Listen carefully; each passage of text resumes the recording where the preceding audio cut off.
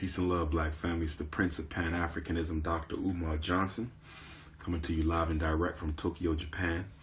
I know I just left you a brief while ago talking to the sisters about relationships and dating, the rules of romance, with regard to my upcoming book by the same title. My book will be coming out this fall or this winter, God willing, before the end of the 2017 calendar year, for sisters only, relationships and dating, the rule of romance.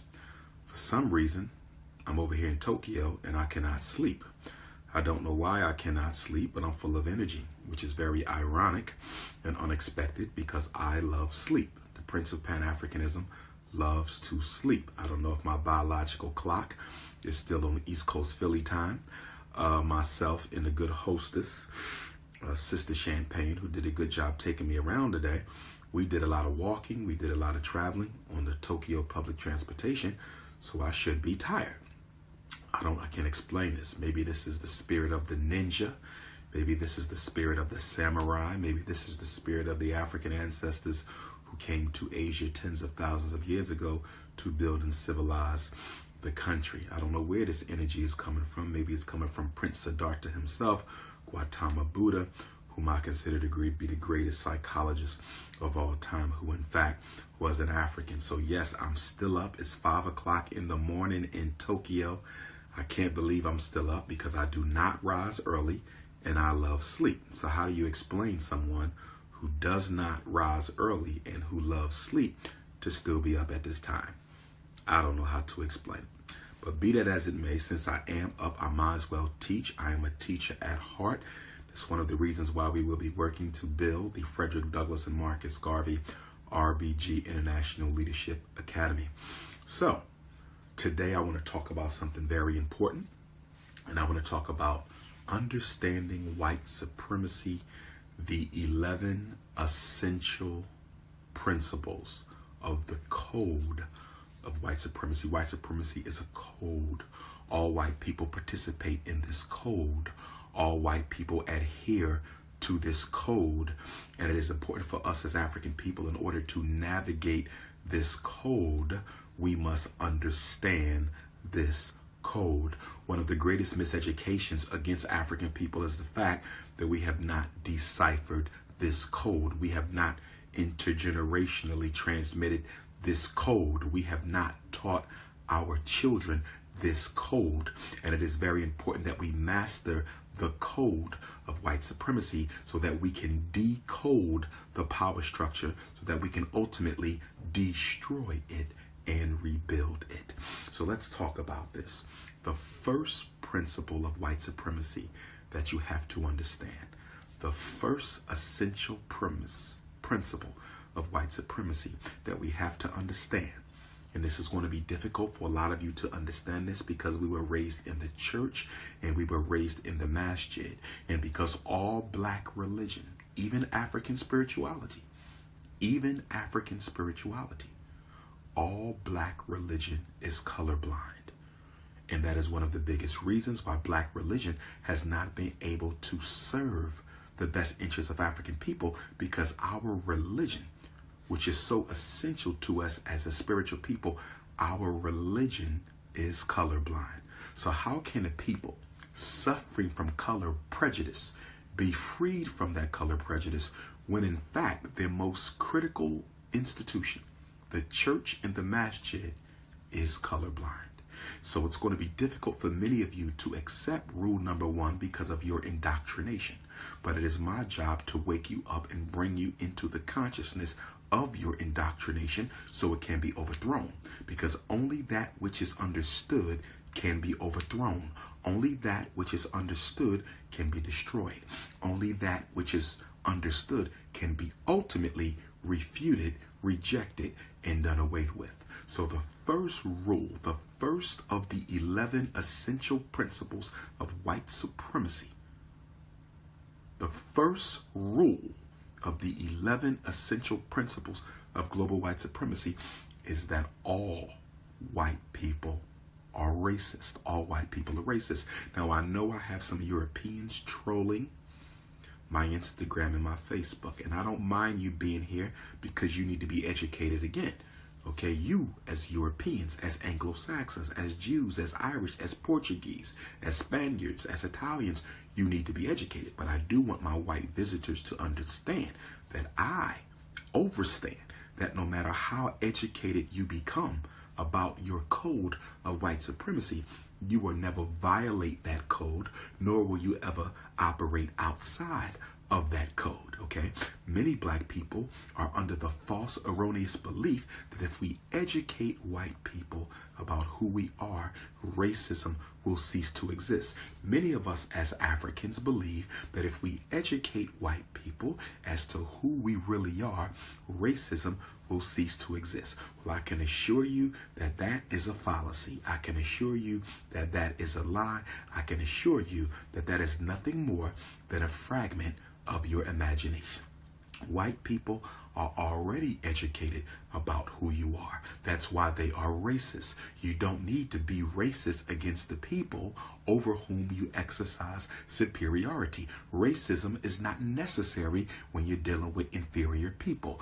Racism is only necessary when you are dealing with equals or people who are superior to you. The fact that we even have racism clearly connotates and denotes that African people are not inferior. You do not have to devise a system of authority, control, and domination in order to keep inferior people in check. When people are inferior to you, you don't even have to be conscious of them. Do you understand? So the fact that we have a system of global white supremacy clearly articulates and communicates to you that you are not inferior to Europeans.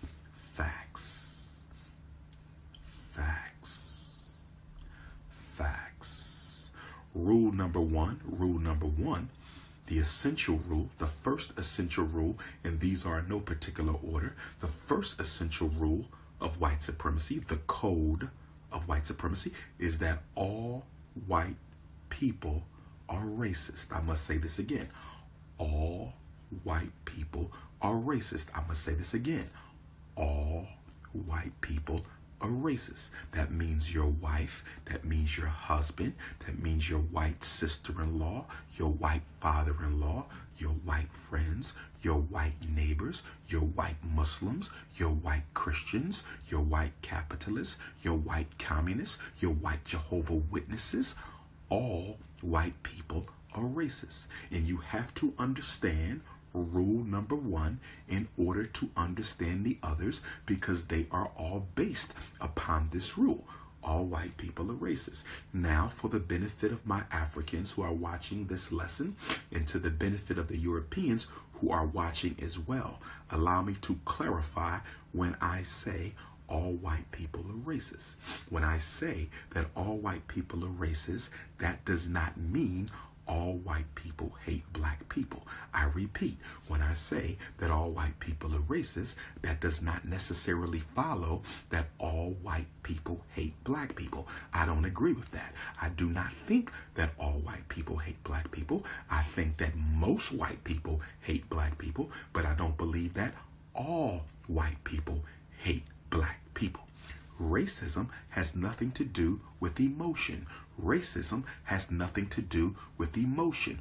Racism has nothing to do with anger. Racism has nothing to do with hate.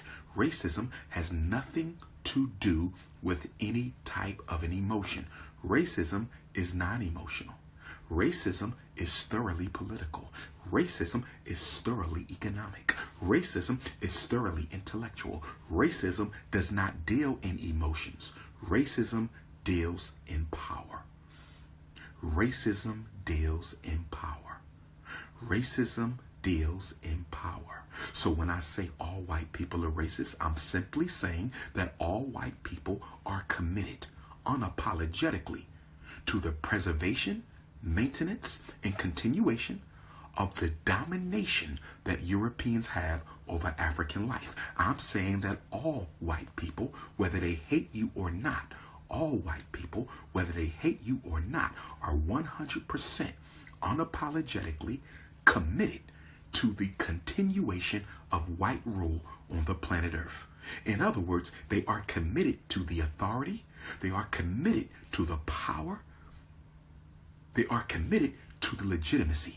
They are committed to the resource control. They are committed to the religious control. They are committed to the cultural control. They are committed to the institutional control. So when I say all white people are racist, I am not saying all white people hate black people. I'm saying all white people benefit from a white privilege that none of them want to give away.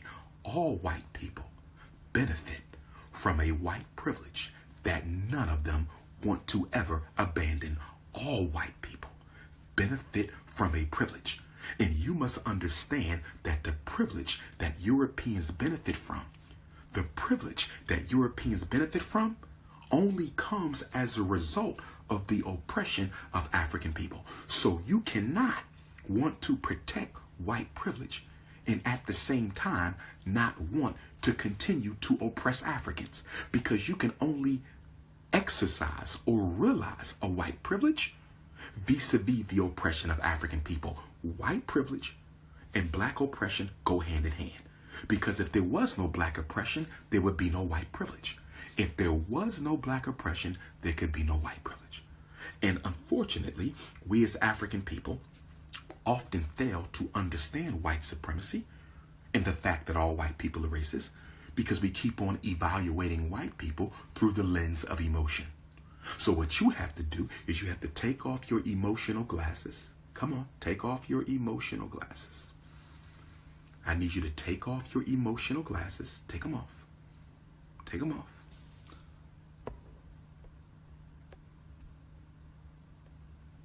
I need you to take off your emotional glasses and then put on your political glasses.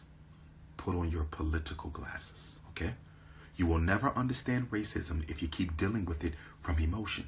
And because we keep on dealing with it from emotion, okay? And because we keep on dealing with it from emotion, we are often confused and tricked up whenever white people who we feel care about us, stay with me, when white people who we feel care about us, when white people who we feel care about us, okay, do things that clearly manifest their racism, we are confused.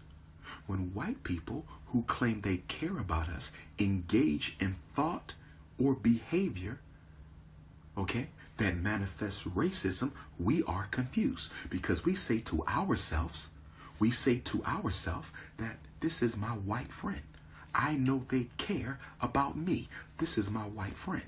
I know that they care about me. Well, guess what? They may care about you as an individual African, but they don't care about us as an African people. I repeat, they may care about you as an individual African, but they don't care about us as an African people. They may care about you as an individual African. They don't care about us as an African people. And what you need to understand is that intergroup behavior is regulated by the power structure of their race. In other words, white people do not make policy. They do not make policy for individual black people. They make policy for the whole race. They make policy for the whole race. And you need to understand this, because when you understand that intergroup relationships is based on a power dynamic that does not yield to your personal emotional relationship with a white person, you begin to understand how insignificant your personal emotional relationship to a white person is. So when they do things against you, you should not take it personal, because it's not personal. It ain't about you. It's about them. Racism ain't personal. Racism is business. Racism ain't personal. Racism is business. Racism ain't personal. Racism is business. And this is exactly why. A white person can be nice to you and mistreat other black people. This is exactly why a white person can care about you and still create AIDS. They can care about you and still take the life of your child. They can care about you and still disadvantage your community. They can care about you and still miseducate our children, because you are confusing your individual personal emotional relationship with white folk with the relationship between the races. You are confusing your personal, irrelevant, insignificant relationship with Europeans. You're confusing that with the relationship that exists between the white race and the black race. It's time for you to wake up. And I was sent here to wake you up. And I am going to wake you up, even if it kills you. Because as I teach, in order for the African to live, the European inside of you must die. In order for you to give birth to your divine African self, we have to first suffocate the cracker living in your soul. Because every black man has a white man living in his body, and every black girl has a white girl living in their body. And until we perform an exorcism, until we exorcise the demon, until we exorcise the ghost of white supremacy, we can never live. We can never live. You got to kill the cracker inside and for the African to live. Facts. Facts. So never again should I hear any of you talking about the good white people in your life. They may be good white people in your life, but when they deal with us as a race, this ain't personal. When they deal with us as a race, the code through which they deal with us is systematically implemented, and there are to be no aberrations to that code. There are to be no aberrations to that code. So your personal relationship with Europeans has nothing to do with their commitment. Your personal relationship to Europeans has nothing to do with their obligation. Your personal relationship to Europeans have absolutely nothing to do with the agenda of one race to destroy and oppress another. All white people are racist. Racism has nothing to do with emotion. Racism is all about power, and your personal relationship is irrelevant to the agenda that they have for African people. All policy is set for the group. It is not set for the individual. That's rule number one. Rule number two. White people do not share power with black people. White people do not share power with black people. Historically, we have seen this play out for the past thousands of years. We have seen this play out for the past hundreds of years. Okay? We've seen this play out time and time again. They came into Africa bearing gifts. They came into Africa bearing gifts, offering brotherhood and sisterhood. Look at Africa now. Look at Africa now. 5 centuries of destruction, 5 centuries of slavery, 5 centuries of colonialism, 5 centuries of resource rape, 5 centuries of European financial control. They don't share power with black people. Anytime a white person approaches an African claiming to want to go into a business undertaking together, you can bet your bottom dollar that you will be manipulated, you will be connived, and you will be deceived out of your share of equal ownership. They do not share power. If anyone disagrees with me, I challenge you. If anyone disagrees with me, I challenge you. Show me a country. Show me a corporation. Show me a business. Show me an enterprise. Show me a musical business. Show me land. Show me resources. Show me international trade. Show me government. Show me any undertaking in world history. Show me any undertaking in world history where the European has shared equally with Africans. Never. Never. Never. So whenever you hear anything about power sharing, let's look at South Africa, the Republic of South Africa. Shout out to my brothers and sisters in the Republic of South Africa, Johannesburg, Pretoria, Durban, Soweto, Alexandria, Cape Town, Eastern Cape, KwaZulu. I will be back in South Africa before the year is over to do my own Dr. Umar Johnson lectures. In South Africa, they say that they have a multiracial government. In South Africa, they say that they have a multiracial government. They claim that they share power. But the African National Congress, The ruling government of South Africa doesn't own a single bank. The African National Congress, the ruling government of South Africa, doesn't own a single diamond mine. The African National Congress doesn't own a single gold mine. How in the hell can there be power sharing between black and white in South Africa when the whites own all the resources and the blacks have almost none? They don't share power with Africans. And y'all need to wake up and smell the coffee. Y'all need to wake up and smell the coffee. I'll give you another example. Our beautiful black sister, Serena Williams. Our beautiful black sister, Serena Williams, who we love and respect. Okay? Greatest tennis player in history. She recently married a European. She's impregnated with this European. Now, marriages are business institutions. Serena Williams has much more wealth than her husband. Serena Williams has much more wealth than her husband. And even if she didn't, and I hate to say this because I don't want to see our sister hurt, but that man didn't marry her because he loves her. That man didn't marry her because she loves her. If she was not Serena Williams, the great tennis champion, they would not even be together. They would not even be together. So he's entering into this relationship as a military strategy to rob her of some of her wealth. You don't have to believe me. You don't have to believe me. Come back to me 10 years from now. Come back to me 20 years from now. Of course you don't think it's accurate because you don't understand white supremacy. Come back to me 10 years from now. They will no longer be married. They will no longer be married. And I don't wish that upon my sister, but I understand white supremacy, and she does not. He did not marry her because he loves her. That man is not intending to spend the rest of his life with Serena Williams. I promise you that. I promise you that. First of all, he don't even know what to do with all that. She need an unapologetically African alpha male to handle that. He can't handle that. He don't even know what to do with that. Okay? But I promise you, he will not be married to her for the rest of her life because he did not marry her for that. She is nothing more than a financial investment. She is nothing more than a financial investment. White supremacy is non-emotional. White supremacy is non-emotional. White supremacy is non-emotional. Number 3, white supremacy is ruthless. White supremacy is ruthless. Do you know what ruthless means? Do you know what ruthless means? To be totally ruthless? That means you are devoid of any moral code. And if you have a moral code, it does not in any way, shape, or form impede your ability to carry out your agenda, no matter how horrific it is. White supremacy is ruthless. It is ruthless, brothers and sisters.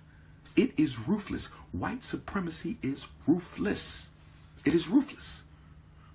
If they have to create AIDS, they will do it. If they have to create Ebola, they will do it. If they have to poison your children, they will do it. If they have to mass incarcerate your men, they will do it. If they have to homosexualize the babies, they will do it. If they have to blow the levees in New Orleans during Hurricane Katrina, they will do it. If they have to tear down the Twin Towers in New York, they will do it. Whatever they have to do, they will do it. It is ruthless. White supremacy is ruthless. It has no moral code. And this is what's wrong with black folks, because you don't understand the ruthlessness of white supremacy. So when I tell you they invented AIDS, you say impossible. When I say they invented Ebola, you say impossible. When I say they put Obama in office to homosexualize black America, you say impossible, because you don't understand ruthlessness. You don't understand ruthlessness. You've been politically miseducated by the church. You've been politically miseducated by the masjid. You've been politically miseducated by public school. You've been politically miseducated by your community. And Dr. Umar Johnson was sent by the ancestors to wake you up, because time is running out. It's 11:59 on the clock. It's 11:59 on the clock of African survival. It is 11:59 p.m. on the clock of African survival. Time is running out. We got to get it together. It is ruthless. African people have a hard time understanding and embracing the ruthlessness of white supremacy, because we are not that way. It is hard for, this is one of our immaturities as a people. This is one of our immaturities as a people. We have a very difficult time stepping outside of our African worldview. We have a very difficult time stepping outside of our African worldview. We have a very difficult time stepping outside of our African worldview and evaluating other people from their worldview. You will never understand the European and his consciousness until you evaluate him from his worldview, not your own. African people don't create bombs. Europeans do. African people don't create diseases. Europeans do. African people do not disrupt nature. Europeans do. African people do not inflict genocide on each other. That is not historically African behavior. It is European, and you don't understand it because you're not looking at this from his worldview. He has an ice temperament. He has an ice temperament. The Arab has a sand temperament. You have a sun temperament. You have a sun temperament. The European has an ice temperament, and the Arab has a sand temperament. And because you don't understand their psychoclimatology, because you don't understand their psychoclimatology, because you don't understand their psychoclimatology, you fall prey to their evil machinations every time. Facts. Facts. It's time to wake up. We got work to do. We got work to do. If you want to be a Moor, be a Moor. I'm not a Moor. You want to be a Hebrew, be a Hebrew. I'm not a Hebrew. I am an African. That's an A-F-R-I-Can. That's what I am. I respect your right to identify as you choose, but you will not troll my page. I will block your ass if you come again. I am not no Moor. The word Moor means black. It is an adjective. No different than Negro, no different than black. It is an adjective. It is not a noun. Stay off my page with the nonsense. Take your anti-African agendas off of my page. On this page, we do unapologetically African. On this page, we are 100% happy to be African. I respect you. Take it elsewhere. We Africans here. I'm repping the RBG. I'm not waving your flag, and I'm not waving your flag. I'm repping RBG. Show respect or get thrown out. The choice is yours. Don't do it again. Don't do it again. The most requested black scholar on this planet is a Garveyite. The most requested black scholar on this planet is a Garveyite. The most requested black scholar on this planet is a Garveyite. Take it or leave it. Now let's get back to the lesson. So we dealt with the ruthlessness of white supremacy. We've dealt with the ruthlessness. Psychoclimatology. You got to learn how to spell, my queen. Psychoclimatology. I love you. Rule number 4.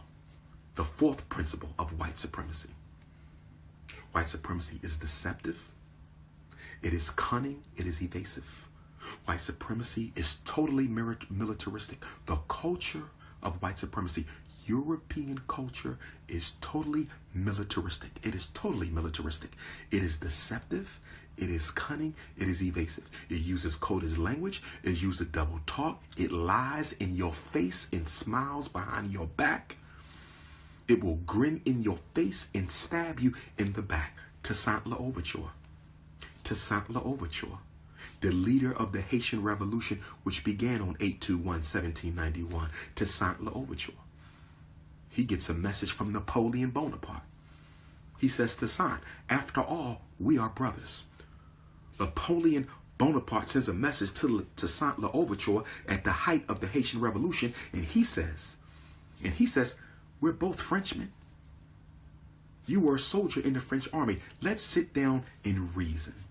If I need to respect Haiti as an independent government, I will respect Haiti as an independent government. But let us sit down like the Frenchmen we are. Let's sit down like brothers. Toussaint, you are my brother. I am your brother. You served in my army before. It's no need for us to be killing each other. This is Napoleon talking to Toussaint L'Ouverture. Toussaint L'Ouverture fell for the bullshit. Toussaint L'Ouverture fell for the bullshit. Toussaint L'Ouverture fell for the bullshit. He went to France, and we never heard from him or seen him again. He went to France, and we never heard from or saw him again. Why?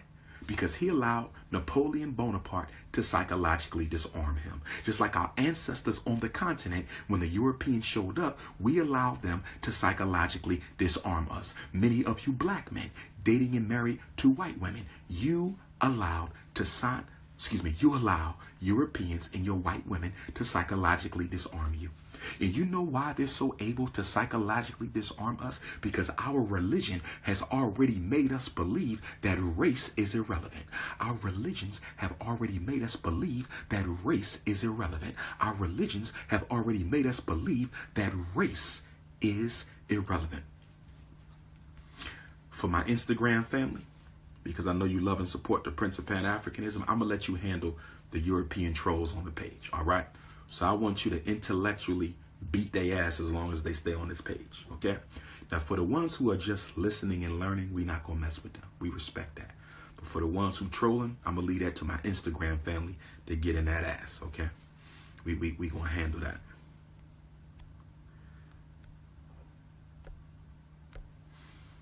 Okay? So, this is why they love contracts. If you notice, white culture doesn't value verbal contracts. Have you noticed that? African culture, we do a lot of verbal contracts. We can shake on it. It's a verbal contract. European culture, they don't do verbal contracts. They want it written down. They want it on paper. They want it on paper. Why do they want it on paper? They want it on paper because you can lie with words really well. You can deceive with words really well. When you look at the European language, every word has 2 and 3 meanings. Every word has 2 and 3. Why does every word have multiple meanings? Why don't every word have one meaning so people can understand how it's being used?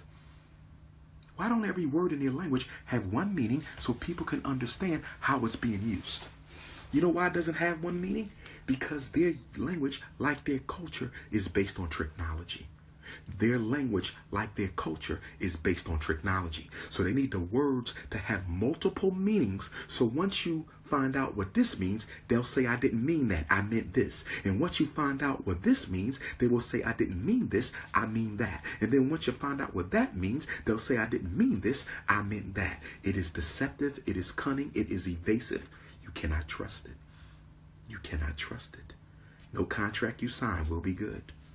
No legal decree that you enter into will be good, because this is white supremacy, seldom understood by its number one victims, the African man and woman.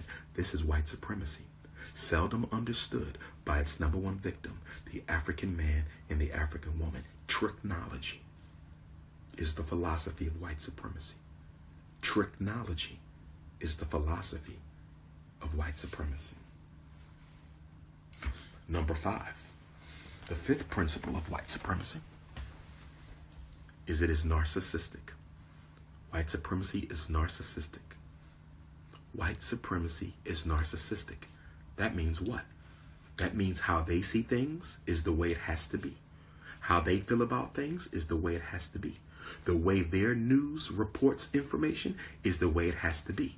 The way they feel about God is the way it has to be. The way they feel about nature is the way it has to be. It is narcissistic in that its opinions is more important than anyone else's. That's right. Its agenda is more important than anyone else's. The whole world can say, this is how we want to operate. But the white supremacists will come in and say, we don't care how y'all want to operate. This is the way we want to operate. It is imperialistic. And an imperialist is a narcissist. White supremacy is imperialistic. And an imperialist is a narcissist. An imperialist is a narcissist. It is their way or the highway. It is their way or the highway. It is narcissistic.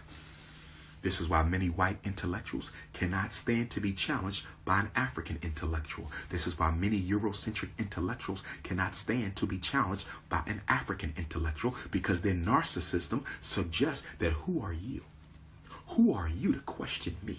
Who are you to question me? This is why when you go to their schools and to their universities, they never teach you how to evaluate or analyze the various philosophies and systems that their great men and women have created. They never teach you how to evaluate and analyze the systems that their great men and women have created, because they are narcissistic. So you're not supposed to challenge Christopher Columbus. You're not supposed to challenge Adolf Hitler. You're not supposed to challenge the Jewish bankers. You're not supposed to challenge the European giants of propaganda. You're not supposed to challenge their scientific formulas. You're not supposed to challenge their health remedies. You're not supposed to challenge their belief that Jesus was white. You're not supposed to challenge their belief that the Egyptians were white. You're not supposed to challenge anything, because they are narcissistic. What we say is necessarily the truth. And you know what the problem with that is, family? You know what the problem with that is, family? They had convinced you. They have convinced African people. White supremacy has convinced African people over these past 400 or 500 years that the way they see it is the way you shall see it. They have convinced you to believe that the way they see it is the way that you should see it.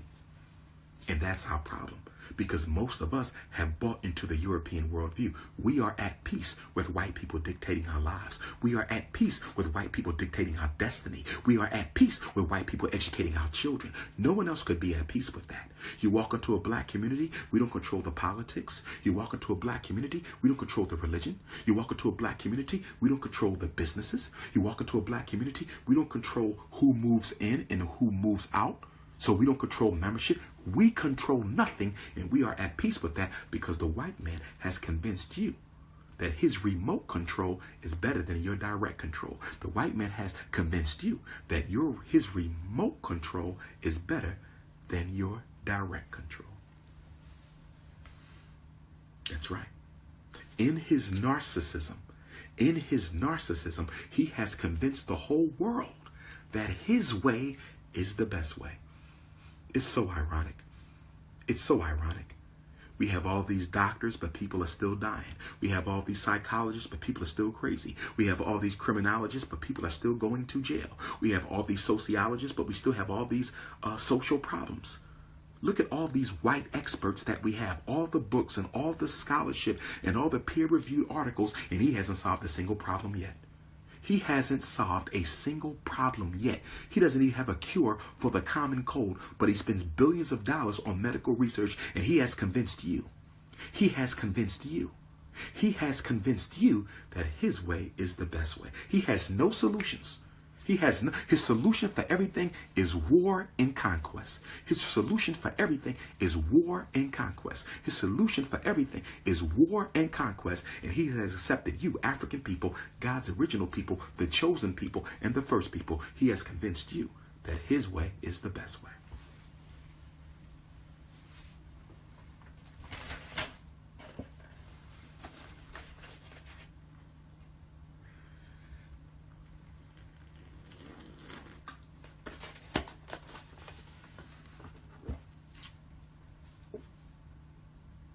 Number 6.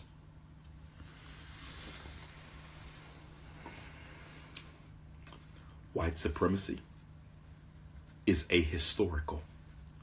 Principle number 6 of the 11 essential laws, rules, principles, the code. Number 6. White supremacy is ahistorical. What do I mean when I say white supremacy is ahistorical? Whenever you bring up a problem that white supremacy has created, whenever you bring up a problem that white supremacy has created, they never want you to go into the history of that problem. We don't, no. He tells you why you keep living in the past. That's what he tells you. Why you keep living in the past. Slavery is over. Jim Crow is over. We've had a black president. He never wants you to give a historical analysis. He never wants you to conceptualize and contextualize your issues in history. Why? 2 reasons. 2 major reasons. The first reason why he never wants you to give a historical analysis on a problem, the first reason why he never wants you to contextualize your issue in history, because if you contextualize your issue in history, he will not be able to evade responsibility for creating your problem. He will not be able to evade responsibility for evading your problem. He will not be able to evade responsibility for creating your problem. So he never wants you to go to the history. He hates when black people bring up slavery as the central catalyst, the central causative agent in all the problems that we face. He never wants you to bring up slavery. Why? Because if you put our problems within a historically accurate context with slavery as the beginning, how can he not say he's not responsible for that? He can't. So he don't want you to talk about it because he does not want to accept responsibility, because as we just got finished talking about, white supremacy is deceptive. He has to be viewed as the savior. He cannot be viewed as the villain. He hates to be viewed as the villain. Now, we all know he's the central villain in human history, but he does not want to be viewed as a villain. So he never wants you to provide a historical context for how he created your problems. He wants to blame you for their problems. Do you understand? Let me give you an example. So, we look at the mass incarceration rate of black men. We look at the mass incarceration rate of black men in America. We look at the mass incarceration rate. The European white supremacy, the system, wants you to view black men as born criminals. Born criminals who have to be incarcerated and exterminated. That's his solution. They are born to commit crimes. They are born to, this is what these animals do. That's his whole formula. That's his whole formula. Now, when it comes to Dr. Umar Johnson with that nonsense, I'm going to give a historical context to mass incarceration, going back to what? The end of slavery. The end of slavery. During slavery, jails were filled with white men. During slavery, jails were filled with white men because they needed us to work. When slavery ended, the complexion of the prisoner began to change. When slavery ended, the complexion of the prisoner began to change. And prison in America went from being a male-dominated establishment to a black male-dominated establishment. It went from being a white male-dominated establishment to a black male-dominated establishment. And how did they perfect that? How did they transform the color of the prisoner? Number one, they created the vagrancy laws. The vagrancy laws said that any freedman who was caught without a job, any freedman who was caught outside after curfew, any freedman who was caught sleeping on the street, any freedman who was caught stealing to feed their family because the white man would give them no job, will automatically be incarcerated. So he created the vagrancy laws to entrap black men. And then he upgraded petty offenses to major felonies. That's what he did. And then in 1994, with the Bill Clinton crime bill, in 1994, with the Bill Clinton crime bill, in 1994, because you Negroes in love with the Democratic Party, because you don't understand all white people are racist, and you think that Democrat is different from the Republican. You think that Democrat is different from the Republican. You think Barack Obama is different from a Bill Clinton. And that's your problem, because you're still putting white people in categories because you don't understand the essential unity of white supremacy. You don't understand the essential unity of white supremacy. Oh yes. Oh yes. And then on top of that, after they murdered Dr. King, April 4th, 1968, after they murdered Dr. King, April 4th, 1968, they decided to neutralize the economic power base of the black community. They decided to neutralize the economic power base of the black community. In the 1970s, they came into the black community and they deindustrialized the neighborhood. They deindustrialized the neighborhood. They took out all the factories and all the industrial jobs. They took out all the factories and all the industrial jobs from Charlotte, North Carolina, from Detroit, Michigan, from Indianapolis, Indiana, from Chicago, Illinois, from Philadelphia, Pennsylvania, from Baltimore, Maryland. Oh yes, they deindustrialized the hood, and then they deindustrialized the high school. They took out the auto shop from high school. They took out the electrical shop from high school. They took out the plumbing program from high school. Oh yes, they took out the woodworking program from high school. They deindustrialized the high schools.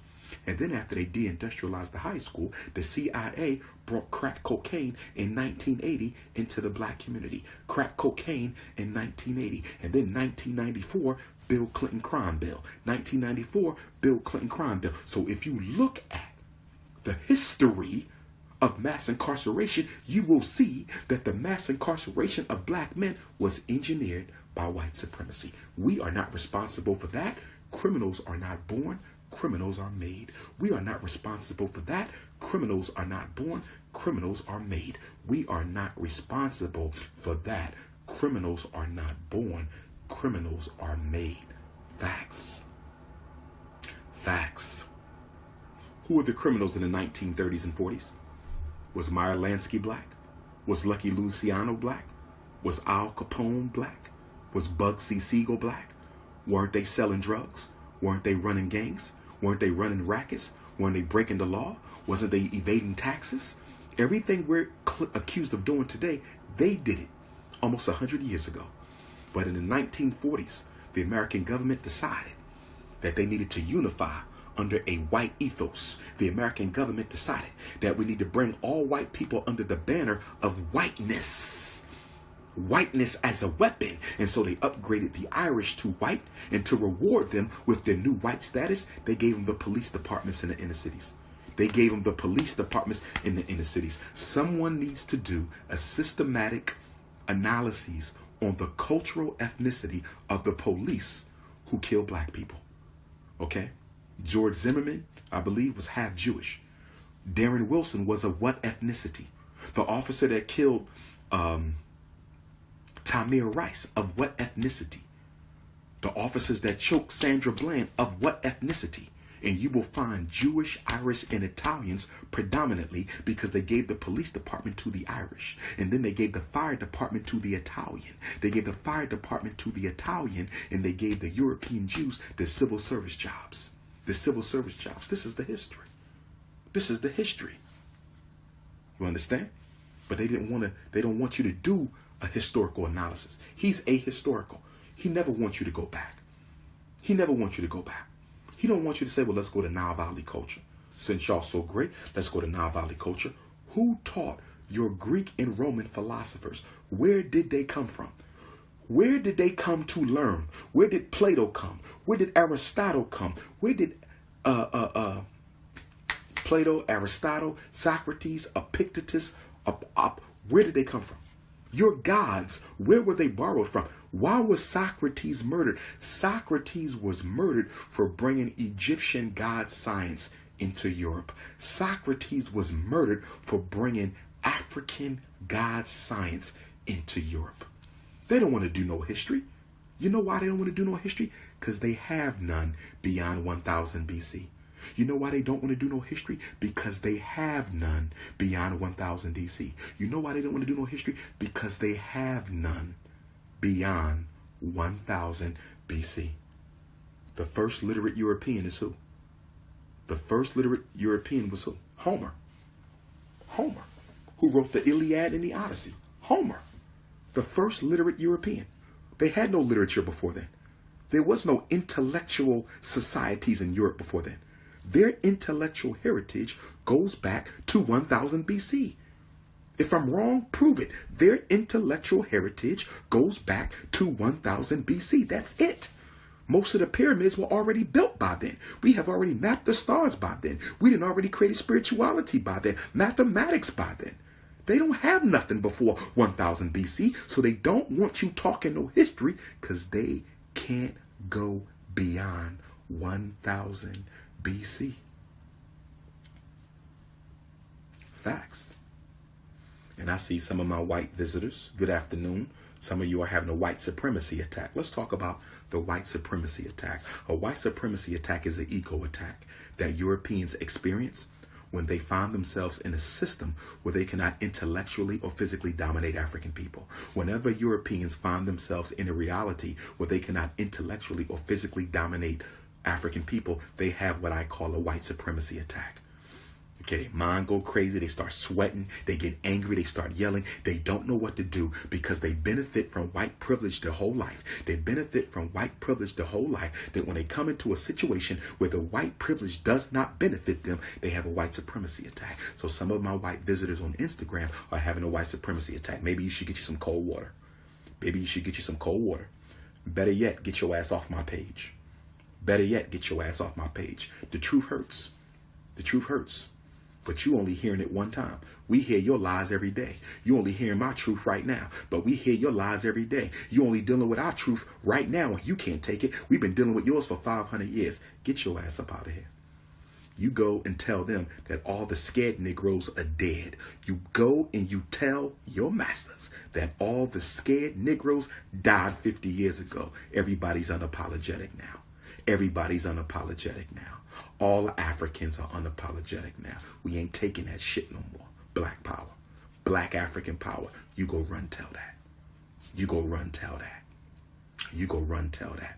Go get you some cold water. Go get you a Bud Light or some shit. A Miller Light, High Life, whatever the shit y'all drink. Get up out of here. Facts. Facts. Next. Number 7. And see, this is why I like to point out that I use my real name. I'm not hiding behind some fake Egyptian name. Like most of these Hotep Negroes. They don't use you don't know what their name is. They could be pedophiles for all you know. You don't know. Criminals. You don't know what the hell they done. They reinvent their life with a fake African name. I'm Umar Johnson everywhere. I'm Umar Johnson on Instagram. I'm Umar Johnson on Facebook. I'm Umar Johnson on Twitter. I'm Umar Johnson when I'm evaluating your kids. I'm Umar Johnson when I'm at the prison. That's right. I'm Umar Johnson when I'm battling Europeans. You know who I am. Okay, I ain't got no fake name hiding behind a fake name. I'm real. My life is real. You should try being real. It works.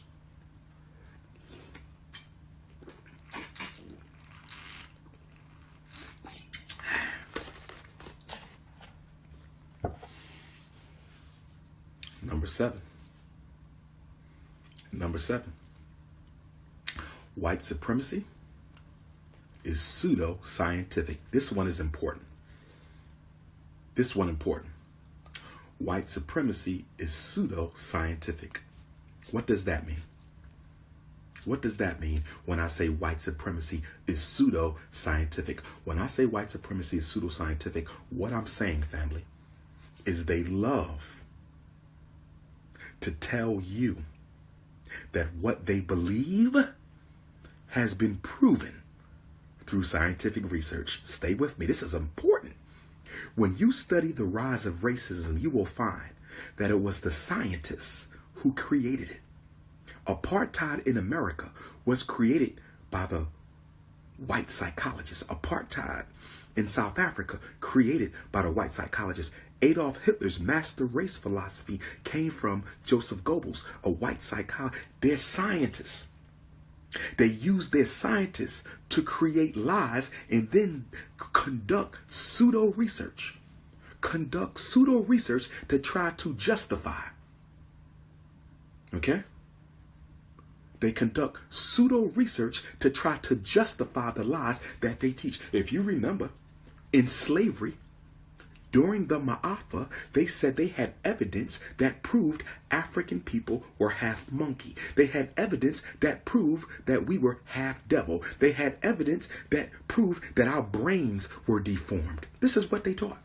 And nobody questioned it because they said, we have the research. We have the research. 50 years ago, they said African children are intellectually inferior to white children. You say, how do you know this? We've done the research. Anytime you tell, Ebola came from a monkey. AIDS came from a monkey. How do you know AIDS came from a monkey, Mr. White Man? Because our scientists have done the research. Our scientists have done the research. Hey, Mr. White Man, there's certain things that we shouldn't eat. It's not good for African body and African DNA. You should not even sell these things. People should not even be allowed to include these ingredients in food. No, it's okay. It's perfectly healthy. How do you know? We've done the research. And so they have been able to get people to back off of challenging their conclusions, because every time you challenge white folk on what they believe, they bring out their fake science. They bring out their fake science. And we got Negroes in the conscious community. We got Negroes in the conscious community running around asking Dr. Umar Johnson, where is your research to prove ADHD ain't real? Asking Dr. Umar Johnson, the top black school psychologist in America, where is your research to prove learning disabilities don't exist? Where is your research to prove that there's a school? This is what you Negroes do. Caught up in the white man's science. Caught up in the white man's science. We need to see research. They say, we read Dr. Umar Johnson's book and we didn't find any studies. You know why you didn't find no damn studies? Because I've been doing this for 20 years. I am the damn study. I don't need no white man from no university to support my findings. I speak the truth. As African people, our bar is not research. As African people, our bar is truth. We stand on truth. We don't stand on no research. Just because you put it in a book and say you conducted some controlled trials don't make it the truth. That don't make it the truth. They've been pushing pseudoscience on African people since the beginning of time, and you got the audacity, to question my information. I was attacked a couple weeks ago by a light-skinned supremacist scholar who said I don't include no research in his books, but he include research in his. Well, if he want to quote white folks, he can quote white folks. I'm unapologetically African. I believe in self-determination. I will never quote them. I don't have a need to quote them unless it's absolutely necessary. I've been doing this for 20 years. I know what I know. I've standardized tests. I've conducted evaluations, thousands of them. Why? With my expertise, with my history, with my background, with my experience. Why do I need to go see what they saying at Syracuse University? Why do I got to go and get information from a white man to prove what my own African intelligence has revealed to me over the course of 20 years doing this work? Get your ass out my face. Get your ass out my face. So how do we know what you're saying is true, Dr. Umar Johnson? I tell you what you do. You conduct a survey. You go across America and you said, are there any parents here who has taken the advice of Dr. Umar Johnson? Are there any African parents who have taken the advice of Dr. Umar Johnson for your child? Can you please tell us the outcome of following his advice? I got a 100% record house Negro. 100%. When parents do what I tell them to do, we win. Period. Point blank in the story. That's your research. White supremacy is pseudoscientific. And a lot of you Negroes, you go to college like I did and get a doctorate degree like I did, and you start worshiping the white man's scholarship. That's what's wrong with half of y'all. Y'all worship the white man's science. Well, he said this, and he said this, and they found this. That ain't nothing but lies. The best way to get people to swallow a lie is to make it look scientific. You falling for that? The best way to make your lies look like truth is to make people think it's scientific. Please.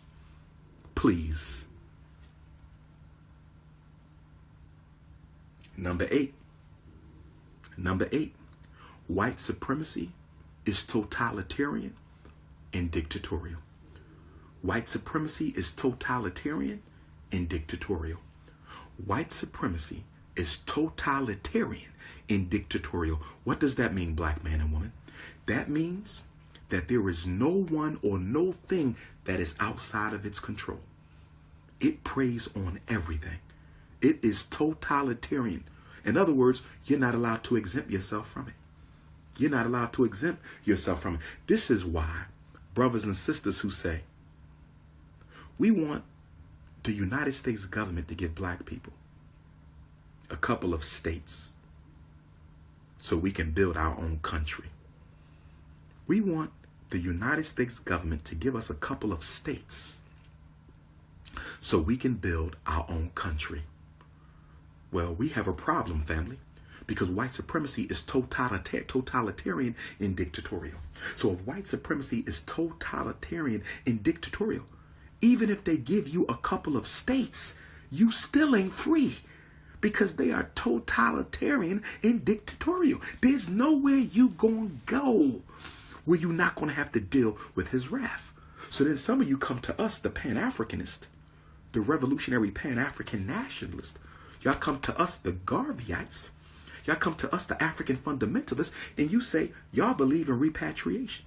Well, the white man is in control of Africa too. So how are we going to be free running over there? And to that we say, hold on, I got a Ku Klux Klan member on my page. Let me block this Ku Klux Klan member.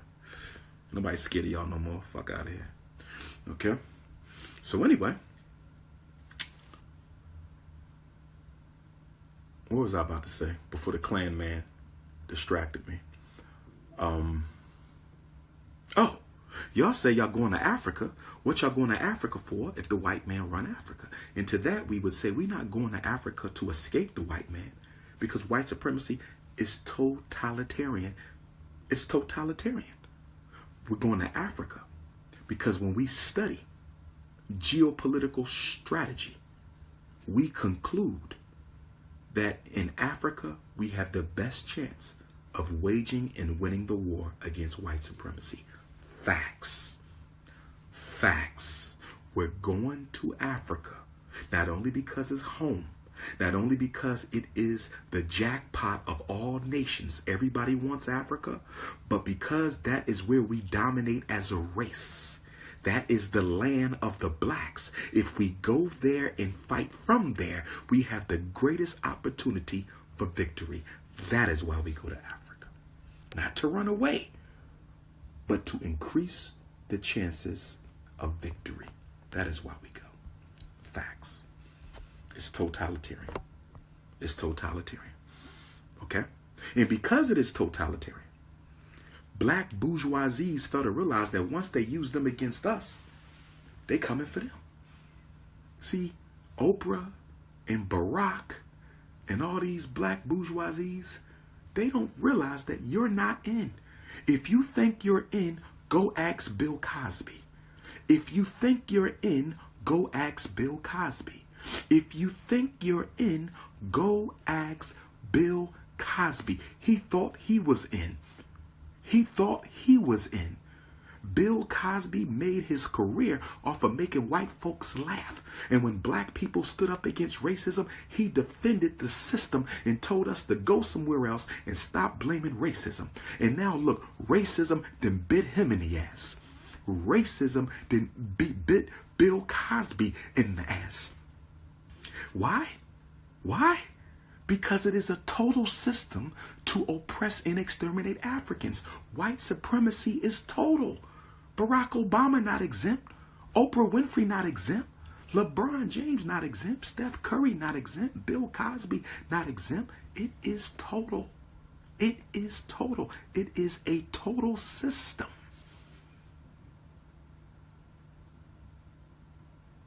This is why we need the Frederick Douglass Marcus Garvey Academy. See, you will never win this war politically, economically, culturally, socially, intellectually, spiritually. You will never win this war until you educate your own children. And do you want to know why? Why can I sit here and say, as a master educator, that you will never win this war until you educate your own children yourself? You know why I say this? Because one of the first goals of education is to make children of the victim loyal to children of the oppressor. One of the first rules of education is to make the children of the victim loyal to the children of the oppressor. So until you get your children's minds back, take all of this we see, all this madness amongst our youth, from Barack Obama's homosexuality all the way on down. All of this is the result of black people not taking the educational destiny of their children into their own hands. How are you going to keep sending your children to his schools? They're being taught sympathy for his agenda. That's why black people will fight you when you talk about white folks. They will fight you when you talk about racism, because they were conditioned to do that. All of you were conditioned. That's why when I talked about African spirituality earlier, when I said no religion is African unless it believes in ancestral veneration, y'all start saying paganism. Paganism, that's the devil. Because you were taught that. Anything that is not within the scope of the white man's Christianity or the Arab's Islam is paganism to you, because you are a Negro robot, a Negrobot. A Negro robot, a Negrobot. That's what your ass is. You on remote control. White man play you like he play Sega. He play you, this is you. He ain't even got to be in the hood. He got this. He played Negroes like this. Tell you what to do, how to do it.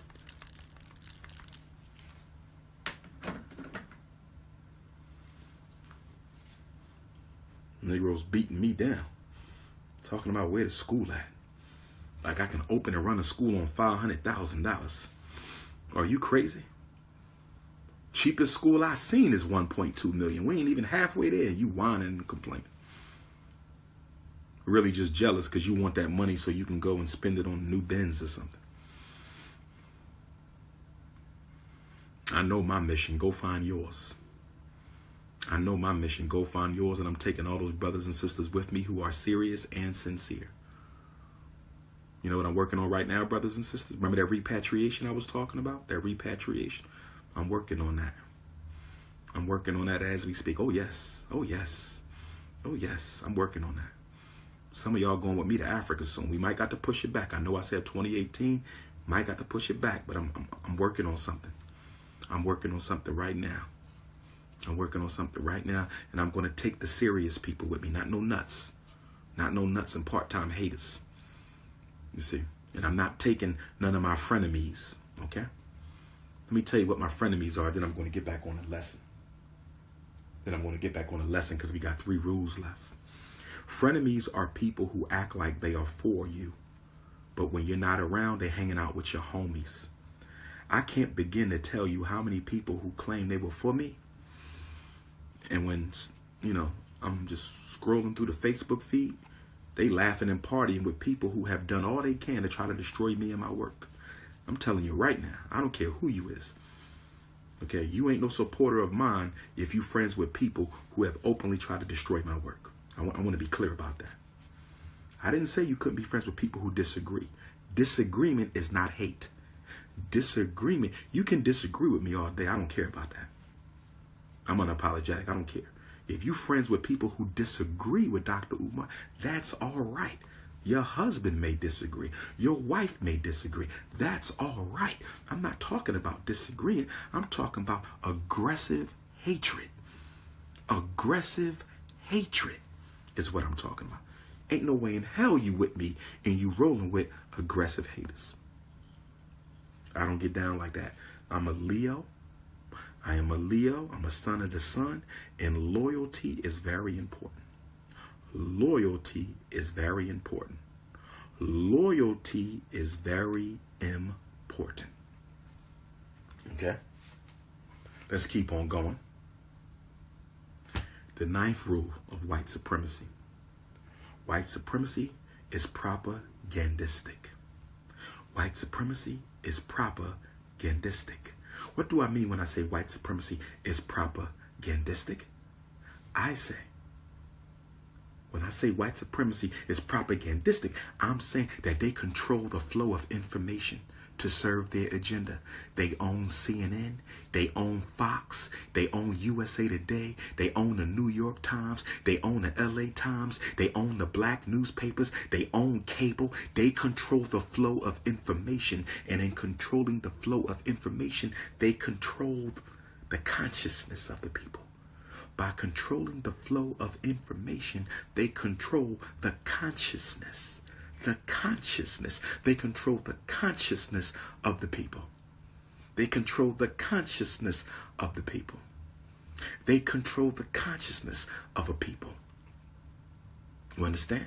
They control the images of black people, because y'all don't understand that media is not entertainment. Media is political programming.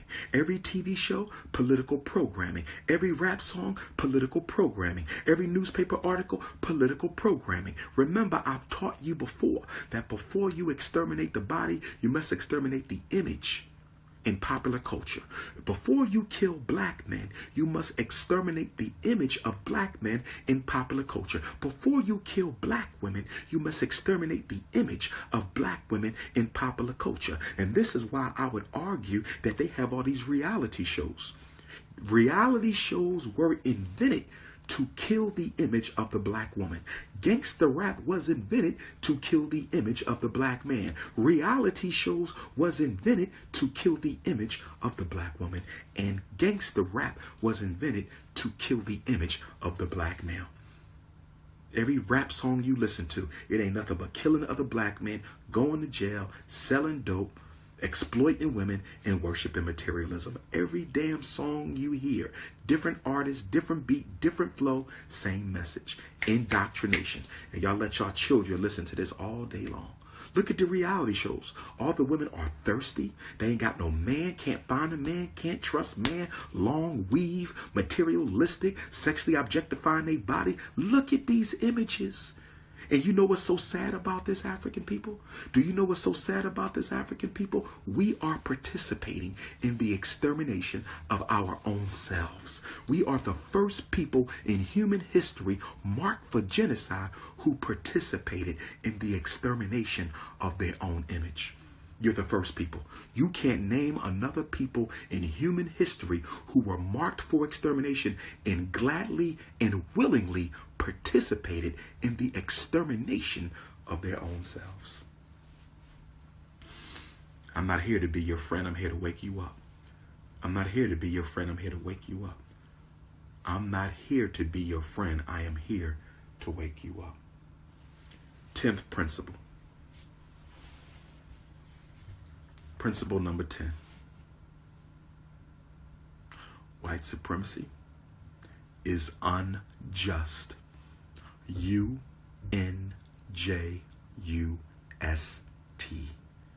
White supremacy is unjust. U-N-J-U-S-T. They are incapable of treating you fairly and equally. They are psychologically, spiritually, intellectually incapable of treating African people as people. They are unjust. That is their culture. That is their psycho-bio-climatology. That is the Iceman energy. That is the Iceman energy. They are unjust. They do not believe in justice. There will be no reparations unless you fight for it. They don't believe in justice.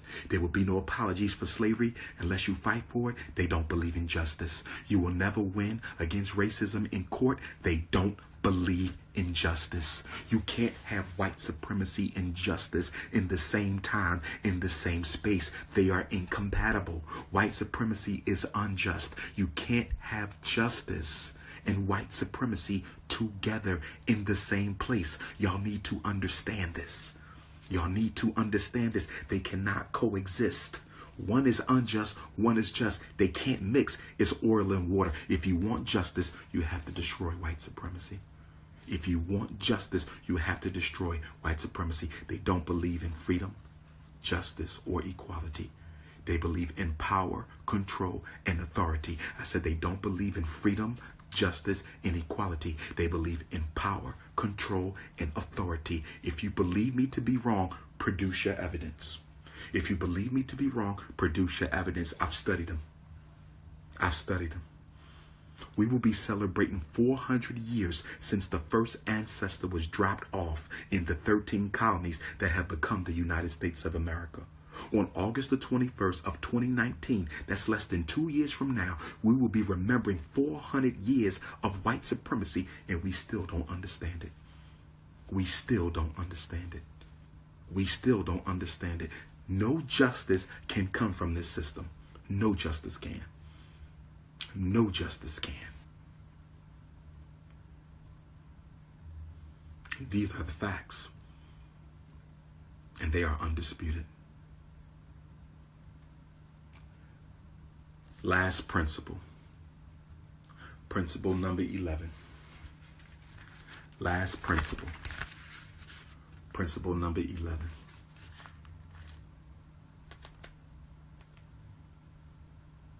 White supremacy. Its systems, its institutions, its leaders, its men, its women, its religions, its schools, its churches. Nothing in its system, nothing can be trusted. The minute you begin to trust a white supremacist, its church, its religion, your boss, its jobs, the courts, the cops, the minute you begin to trust, white supremacy, is the minute they begin to destroy you and everything you care about. Trust is the weapon. Trust in American democracy. Trust in American justice. Trust in white Jesus. Trust in Barack Obama. Trust in Donald Trump. Trust the system. That's what bourgeois Negroes always telling you. Trust the system. Yeah, the police shot him, but they're going to do an investigation, and that investigation will let us know if the police unnecessarily took his life. Trust, trust, trust. Who the hell you know with any common sense trusts their enemy? Who do you know with any common sense is going to trust their enemy? You do not trust white supremacy, its agents, or its institutions. You do not trust white supremacy, its agents, or its institutions. The minute you begin to trust is the minute they begin to destroy you.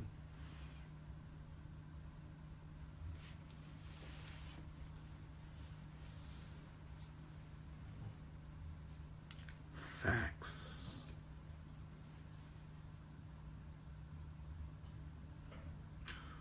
On that note, brothers and sisters, it's 6:45 a.m.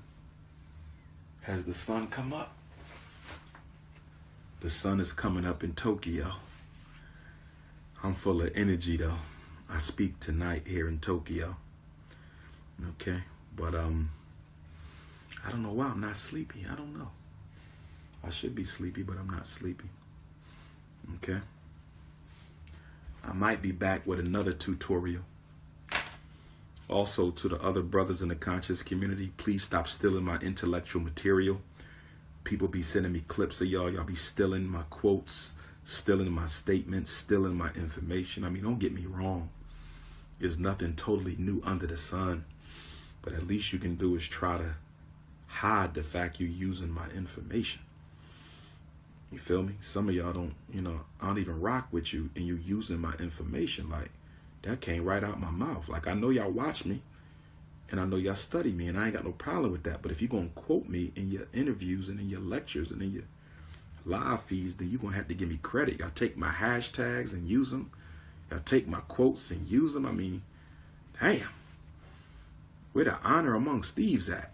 But nonetheless, Brooklyn, New York City, Friday, June 2nd, get your tickets.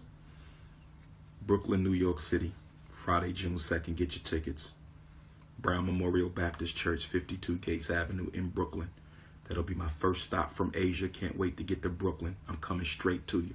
Brooklyn, I'm coming straight to you from China, June 2nd, Bronx, Harlem, Manhattan, Queens, Staten Island, Long Island, Money Earning, Mount Vernon, be up in the building. Jersey, be up in the building. Okay. Coming to you. Detroit for the National Independent Black Parent Association Training Conference. I'm hoping a lot of you from around the country join us in Detroit for the National Independent Black Parent Association Training Conference. Okay, Ireland. I done seen you a couple times, Ireland. We can do a lecture in Ireland. I'm going to be in the UK. So what you can do is send me a message and I'll put you in contact with my United Kingdom host, my organizer, the good sister, and we'll try to get up to Ireland while we over in the UK. I ain't got no problem coming to Ireland. Okay? So just get me, hook me up with that. All right? But June 9th and 10th in Detroit, we need y'all to come on out. It's a national conference to train you. Dr. Umar Johnson will be training you to come back home and be a leader, to be a leader of the National Independent Black Parent Association where you live, to be a leader of the National Independent Black Parent Association where you live. You can register now. princeofpanafricanism.eventbrite.com. If you want to go to Africa with me, we're going to Ghana, Togo, and Benin. If you want to go to Africa with me, we're going to Ghana, Togo, and Benin, July 27th to August the 10th. Ghana, Togo, and Benin, July 27th to August the 10th. Okay, text me, email me. I will send you the link. It's not too late. You can still register.